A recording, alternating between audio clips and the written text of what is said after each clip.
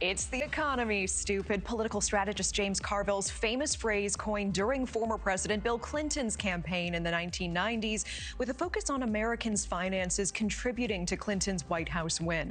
It is not the flashiest topic. People do, though, vote with their pocketbooks. We know this. And take a look at this recent poll by The Economist and YouGov.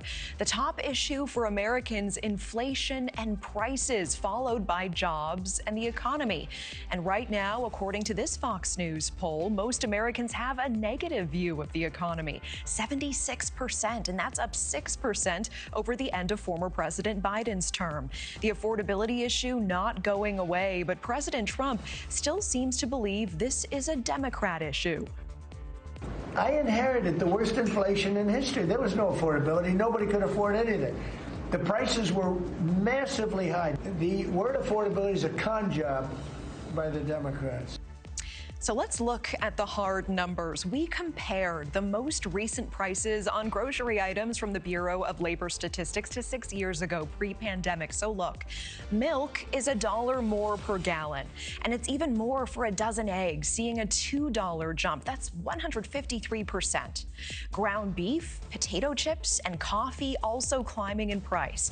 These 5 items alone would have cost you $17 in 2019. Now $30.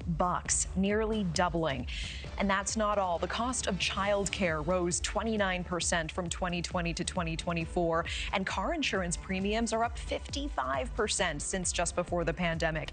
These categories are costing Americans an average of more than $4,400 more every year. And that doesn't even include food or utilities or health care. It is not all bad news. However, gas prices are indeed down, now less than $3 per gallon on average across the country. The financial health of Americans, it is not a left or a right issue. It's an American one. Our data above spanning Democrats and Republican presidencies. The question is, how can both parties work together to help your bottom line? And NewsNation's Mills Hayes is tracking what Democrats and Republicans are saying right now about the economy. Mills. Natasha, President Trump has called himself the affordability president, and his 2024 win is largely credited to his messaging on the economy. The president touting lower gas prices today, now at $2.96 on average nationwide, the lowest since 2021. During his first year back in office, President Trump has made it a priority to bring American jobs back home. He's secured investment deals totaling $9.6 trillion from countries across the globe, as well as some of the most influential companies in the world, including Apple, Amazon, Google, Meta, Pfizer, Ford, and dozens more. Wall Street seems to be taking notice. The S&P 500 is up nearly 13% in the past year, dating back to after Trump won the election. And just last week, the White House announced a deal to lower drug prices on 15 prescription drugs covered by Medicare, a move that Trump called one of the most significant of the past 100 years. You're going to have drug prices coming down 500, 600, 700% because of me. In other words, we're going to have the lowest drug prices, tied for the lowest drug prices anywhere in the world. It's called favored nations, and you don't talk about it. It's probably the biggest thing to happen in medicine in the last 100 years.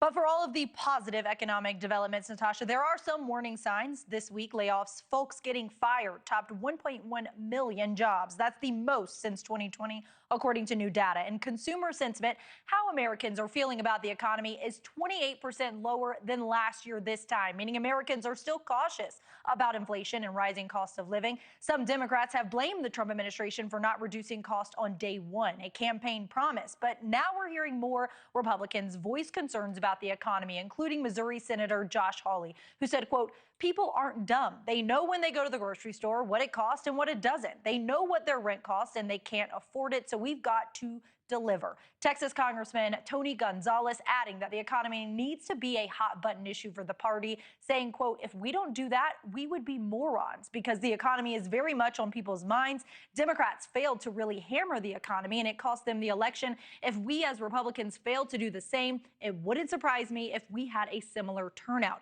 Clearly, Congressman Gonzalez doesn't want to see a blue wave this next year and is urging all Republicans to focus more on the economy ahead of next year's midterms, including President Trump, who is set to discuss the economy and what he calls Joe Biden's inflation crisis next Tuesday in Pennsylvania, where swing state voters will be listening. Natasha? They will be listening indeed. Mills Hayes with that live report tonight. Thank you. Thank you for watching. Subscribe below and download our NewsNation app right now on your phone, and you will get fact-based, unbiased news for all Americans.